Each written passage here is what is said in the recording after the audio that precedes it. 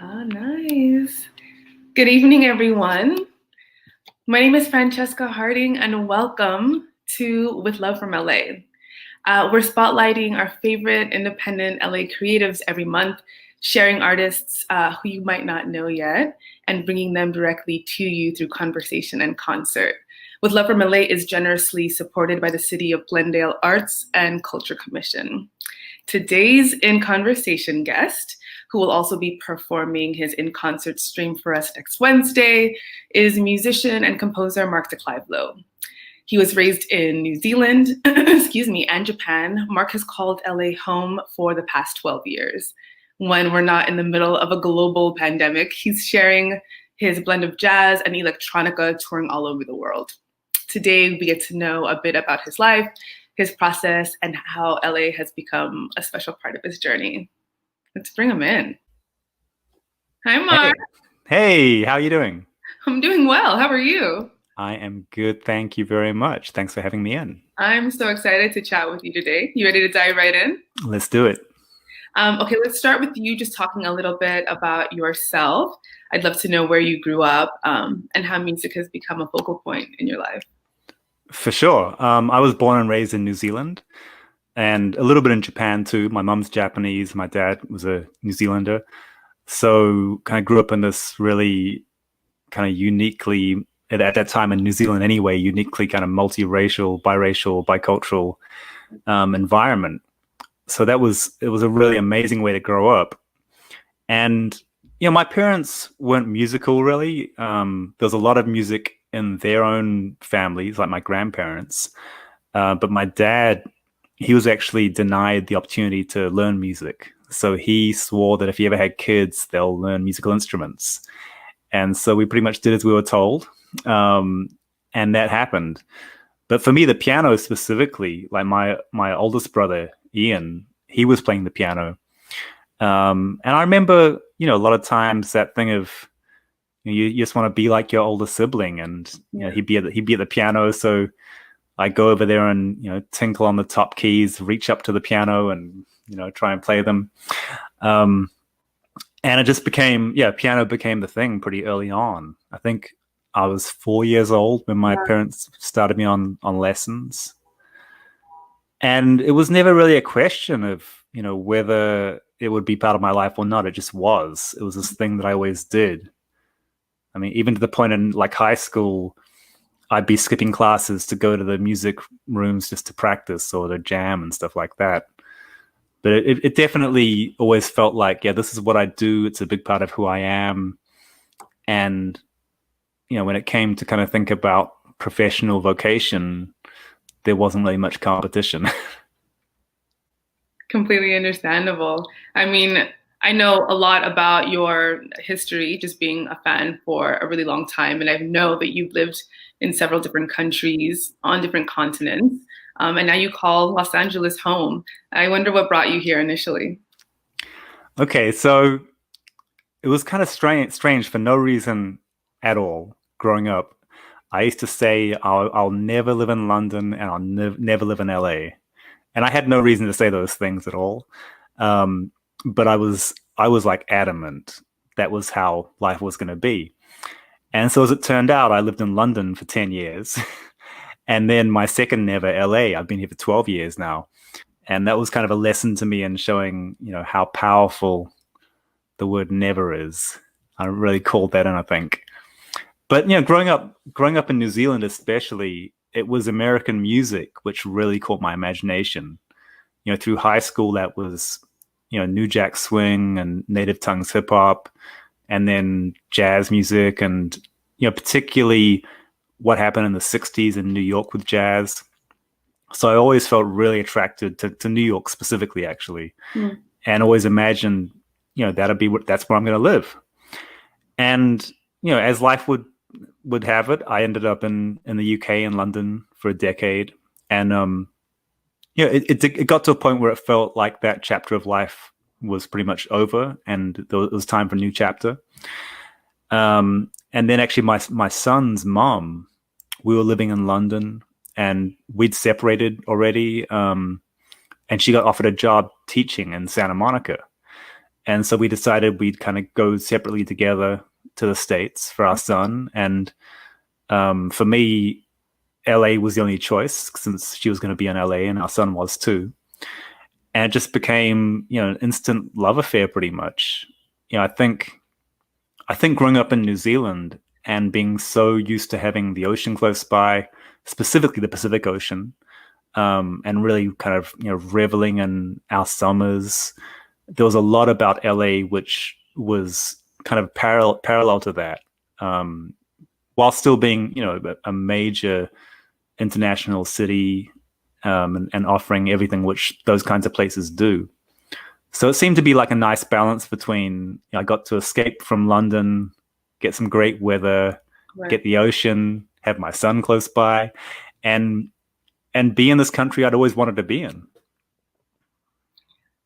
As an LA native myself, I'm always pretty fascinated about folks' first impressions when they get to LA. And to me, it just seems like either you love LA instantaneously or you hate it. For sure. And to be honest, I know a lot of people who have come here and have immediately just kind of felt really isolated, or like they were working in their silos, Right. like they weren't able to kind of build community just because of the layout of Los Angeles and how difficult it can be to form community. Yeah. So yeah, I'm just kind of wondering about your community building, your creative process, how LA has really flavored all of that. I mean, I was coming out here on tour for a few years before I moved here, so I was getting to meet quite a few people, and a lot of musicians and producers whose work I was really digging. We were in London, like getting Jay Davy and Sarah demos sent through, and just hearing all this amazing music that was happening out here. And so I'd come out doing shows and go to Crane's Tavern to the Do Over, and meeting all these different crews. And so I felt like when I moved here that there was something of a network that I could tap into. And it was kind of interesting, actually. I came here thinking that there'd be certain people I'd be connecting with, and it ended up being a whole different story. Mm-hmm. But I did feel like there was enough of a foundation to not feel too isolated and kind of siloed when I did move out here. And I found out really quickly, actually, how the music community, it seems very kind of cross-pollination oriented here. And that, I mean, like you go to a gig at the Blue Whale and there'd be crew from the Low End Theory hanging out there, or you go to it's like a bass music club and there'd be a whole lot of jazz heads there, or whatever it might be. There seemed to be this kind of openness where people were interested in music outside of their own kind of specialty, I guess. And that was really inspiring to me. I felt London, where I lived before I moved here, there were elements of that, but it was much less much less widespread. Like I feel like here it's more normal to go to a jazz club one night and then a DJ club the next night and then something else the next night. It just seems to be a lot more variety that's embraced here by creatives. And so yeah, that was always really inspiring right from the get-go. And I'm sure that has also influenced the way you tend to create in your creative process, right? Yeah, I mean, I've pretty much most of my career been like a solo creator, where I would kind of incept and ideate by myself, and then bring in collaborators to bring the vision to life. And that hasn't changed so much here, but the collaborators who are around me have changed. Not being in London and being in LA instead, and that's been amazing. Just the range of creatives here is great, and the legacy artists. I mean, people like Sheila E., Harvey Mason, and Patrice Rushen, and all these people. They're here, and they're people I grew up just loving everything I heard and being really inspired by. At the same time, you've got this whole next generation. So it just felt like there was a really fertile mix of open-minded people who are just very creative. Yeah. And so that definitely fed into the process. And actually, I think also excuse me, I think also the Japanese American aspect in LA has been really interesting for me too.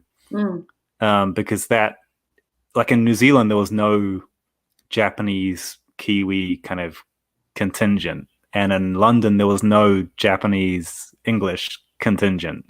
But Japanese American that's a really established thing here, and there's a lot of history, and a lot of, there's contention, there's resolution, there's a lot of different aspects to it. So being somewhere where the cultural mix, which involves the Japanese diaspora, being somewhere where that's really present and alive, that's been really inspiring too. And I think that's helped me kind of dig into that side of my own ancestry too. That's really beautiful. And then 2020 hit, right? Then 2020 hit. 2020 hit. I mean, enough said. So to say that these are unprecedented times is probably an understatement right now. I know that word is overused, but it's completely accurate, if not more so. There's also, a lot of racial tension that has always been there, but it's amplified for a variety of reasons. And so we have, right, like this very interesting kind of intersection between this global pandemic and kind of social justice issues raging outside. So I'm wondering now, like how 2020 and all that it is bringing to your doorstep has affected your creative process one way or another. How has all of this influenced you, influenced the subject matter, how you're tackling it, et cetera? It's definitely, I mean, like all of us know, nothing we saw coming. So there was no preparation for it at all. And being kind of thrown into a whole different paradigm it's been challenging for sure. I mean, I spent the last 20 years literally nonstop touring. So this is the longest I've ever been in one place since the year 2000, I think. Wow. And so that in itself is a trip. I think the coronavirus pandemic specifically, the way that it stopped touring and gigging and kind of the organic nature of in-person collaboration, that's definitely encouraged, well, not encouraged so much as forced me to be even more self-sufficient and look at ways to really, plant seeds and grow ideas that I can do by myself. And I really miss that aspect of organic collaboration. But at the same time, maybe there's a certain kind of knowledge and learning and skill to be grown from the opportunity of focusing on being more self-sufficient. So that when things do come back together, individually we're stronger, and so collectively we're stronger. And the social justice aspect it's obviously been huge. It's inspiring to see the potential for real change and, like a broader movement happening. I grew up in a country where, there's some history of racial injustice, but it was largely, as far as the government goes, it was dealt with in the 80s, and there seems to be a lot more cohesion and assimilation and just more of a melting pot, which is leaning more in favor of the native Maori people in New Zealand now.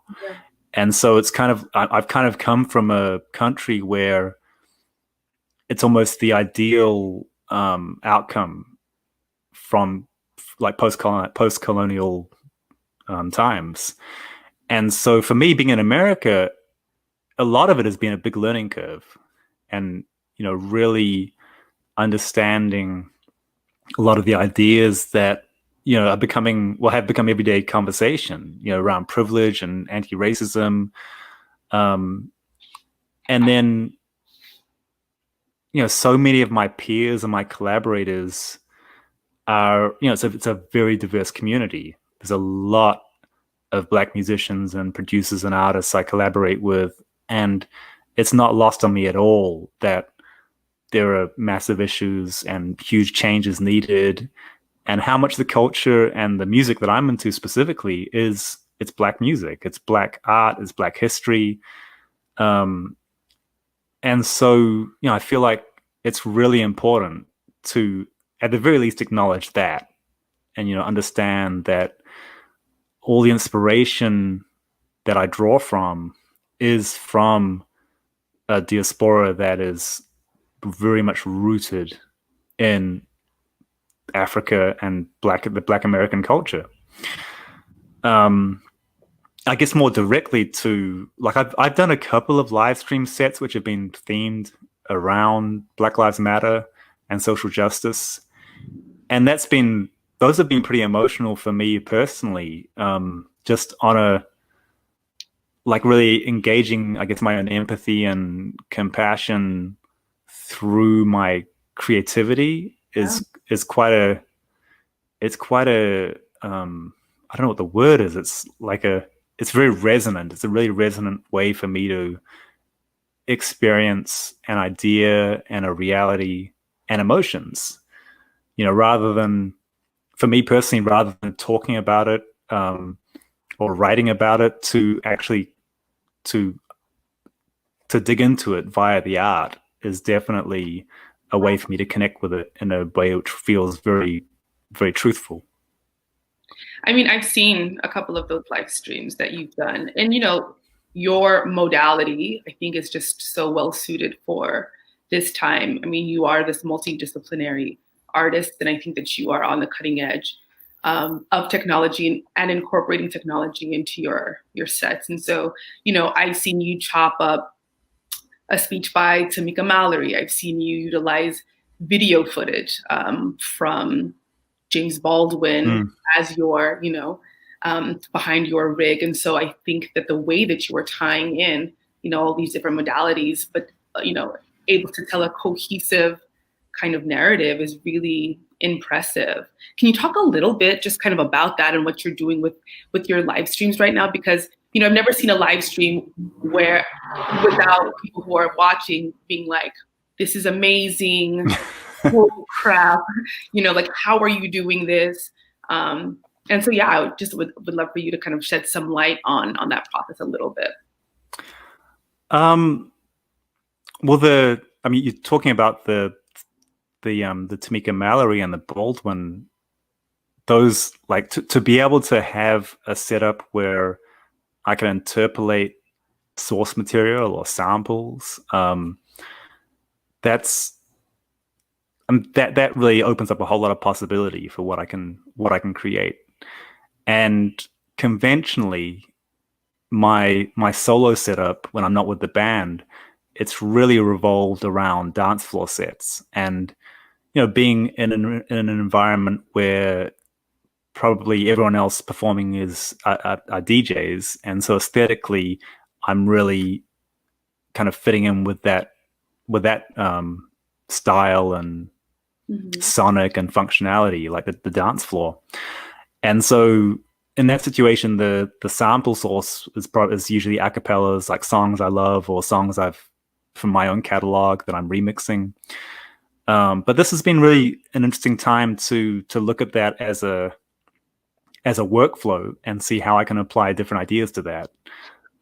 So yeah, with the social justice sets particularly, that was really, it felt very fulfilling in a way where there's meaning, there's more meaning inherent in the music when there's more meaning inherent in the sample or the source. And so that's just always been so much fun for me, as well as kind of a great self-reflective tool.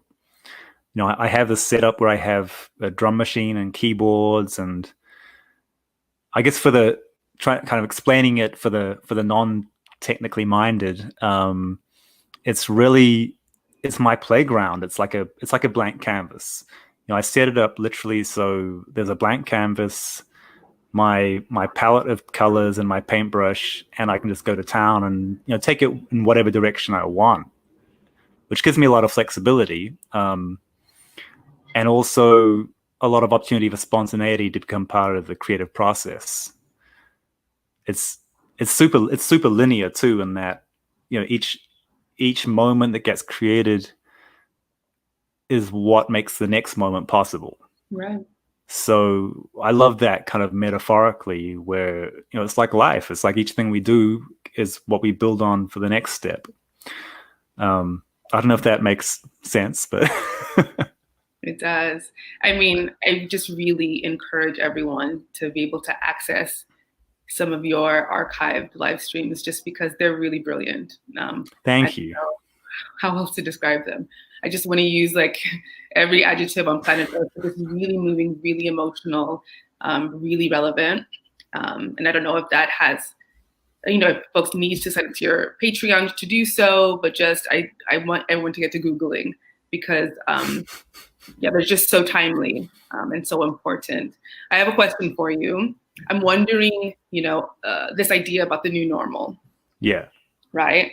We're social distanced, clubs are closed down, just like the way that people have always moved within the music and art space has completely shifted. Does that make you fearful? Does the new normal make you fearful, or does this idea of the new normal and the new normal lasting the foreseeable future, does that excite you? Specifically because, the way that we have always kind of moved in and out of these spaces has to do with community, in-person community, face-to-face community. And so like this idea of collaboration has to be reimagined. So where are you in terms of that? And how are you reimagining this idea of community? Yeah. It's a lot, right? The new normal. I mean, yeah, it's obviously everything's changed, and I'm not fearful around it. I remember when I was actually in the car driving up to San Fran with my friend Haley Neiswanger. We had a show for her band May Sun up at SF Jazz on, I want to say, March the 12th maybe, and we're listening to the radio on the way up because we knew that the governor was going to make an announcement. And that was his announcement shutting down all gatherings, basically. And so we'd driven for 4 or 5 hours up to San Fran. We were about an hour out of the city. And of course, the show was canceled. Yeah. And then it was over the next maybe 2 hours. Every show got canceled. I feel like, I know from DJing as well, like everyone who was basically doing gigs of any sort, we were the first ones to lose all of our work. And so that was a bit of a shock. But then over those kind of following few days, I just kind of looked at it like, let me think of this like touring is never coming back. Mm. And I don't know if I believe that, but I wanted to tell myself that to kind of get myself kind of game ready. Sure. And so, yeah, let me look at this like touring is never coming back. So what does that mean? What does that look like? And I was very fortunate to get some online projects happening straight away. I was the founding artist in residence for La Ceiba Festival, a great online festival, and then started up my Patreon as well, like a subscription-based kind of fan group. And those things in particular really got me focused on the possibility of digital and virtual as a medium. Mm. When it comes to collaboration, I feel like there's, we've always done that virtually. Always, like in the last 20 years, file sharing, sending files back and forth and doing sessions is not unusual. It's definitely not the ideal. Like if we can get together in person, then that's always the ideal. So I do miss that. I think bouncing ideas off someone in a room is totally different to bouncing ideas off someone, over Zoom. They'll come up with different results, and maybe there's a beauty in that too. It's like maybe one's not worse or better. And then, I mean, community's been interesting too, because on the one hand, we have like Zoom birthdays and stuff like that happening, and those are, for me, those are weird. Like, I don't really know how to interact with those, and it feels like there's a lesser aspect of community in that kind of interface. And then at the same time, say with my Patreon, we do a lot of Zoom things on there, and I'll do a Zoom session where everyone shares one of their favorite pieces of music, and so we all listen to the music together and talk about it. And that's actually feeling like community in a way which I haven't experienced as far as interacting with fans or audience. I feel like at the end of the show, oftentimes someone will come up and, say how much they loved it or say hi. And those exchanges are really nice and I appreciate them. But there's a certain, they can only go so deep. It's like, people kind of feel like they're taking up the artist's time or whatever it might be. But then with the Patreon subscribers, we get into these conversations which we're there for the conversation. It's not a byproduct of the space we're in at the gig. It's like we're all dialed in for the conversation. So I feel like that's one thing that has come about in these times, is that I feel like, conversations have become more intentional. It's like if we're gonna get on and, jump on a Zoom or even on the phone and talk, it's gonna be for a reason. And not that everything's got to be, so deep, but there's going to be intentionality behind it, and we're not going to take that for granted.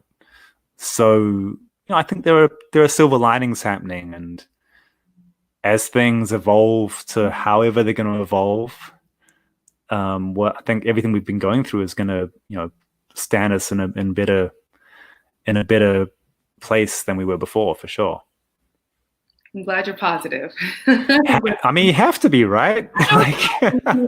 That's the goal. I think it's best to be positive, but it's just such an interesting time, and watching how certain artists have been able to pivot and are finding really creative ways to stay working and to stay in conversation has been inspiring. But I think just such a drastic change in our way of life has been so crushing for others, right?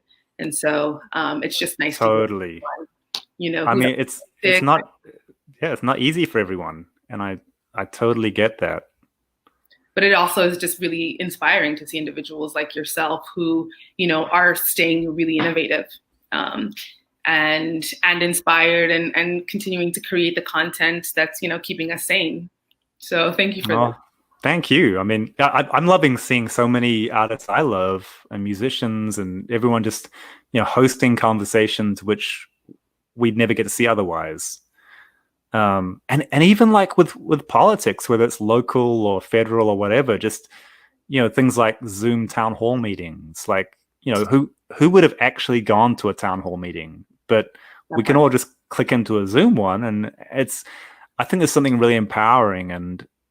And when this is all done and over, I mean, I hope all the virtual stuff stays. When someone plays a show, I hope it's still streamed so that people 3,000 miles away can check it. And I hope when there's some political thing happening, it's still streamed so, constituents can actually take part of it. And, I think there's a lot of things happening now which are creating a transparency in which can only serve to strengthen things, I hope. Yeah, this world is definitely getting smaller, right? With the increased use of technology and these virtual kind of spaces. So, I'm going to take your optimism and run with it. So I want to hear about next Wednesday. What do you have in store for us? Next Wednesday. Yeah, I'm looking forward to that. So it's kind of built off the idea of my solo sets, live production, some some electronics, some beats, some jazz, some different vibes, little remixing some of my favorite music. And then I have some friends, they'll be doing little cameos joining me. So yeah, it's gonna be cool. There's Carlos Nino's gonna pop in, Haley Nicewanger, Todd Simon, and Brandon Combs. All great musicians I love collaborating with, and I wish we could have all just we could all just be together in a room and go for it. But those times will come. But in the meantime, we've worked out the ways to make it happen virtually. I cannot wait to see how you are collaborating with your folks in this time. It's going to be fun. Great. Okay, before you go, you can Yes. go. Before you go, I would love for you to sum up your Los Angeles in a word or a sentence or a phrase. My Los Angeles. Your Los Angeles. You can take like 30 seconds if you need to think. I think if there's one word more than anything, it will be possibility. I feel like, I mean, there's obviously this possibility everywhere and anywhere, but I think there's something about LA that, the first thing that struck me the first time I came out here was the wide open sky. Like, I don't know if I've never been in a city which is like that, where you can pretty much see 180 degrees of blue sky and not a cloud in sight. And, that alone to me shows a lot of possibility. The way it's so open, and it's like the energy is not kind of constricted by a whole lot of buildings, and like the skyline's not constricted. So there's this is a parallel there for me between what we see and what we can experience and what we can do that I think is quite unique here. And I love the idea that people come here, and I mean, it's a cliche, but dreams come true. People have these ideas, and this is somewhere where, for a lot of people, those things can happen. And sometimes it's, the things you least expect to happen. It's just there's so much possibility. And I think especially at a time like this, that's really valuable and really special. This has been perfect. Mark de Clive-Lowe, thank you so much for chatting with us today. Thank you. It's been cool. Good to chat. I cannot wait for the In Concert next Wednesday. We will see you then. For sure. Thank you. Ciao. Ciao. And thank you all for watching. Once again, my name is Francesca Harding, and we have been in conversation with the one and only Mark de Clive-Lowe. Please tune in 5 p.m. next Wednesday to hear him live in concert with us. And you can learn more about Mark, including links to his music at our website, withlovefrom.la.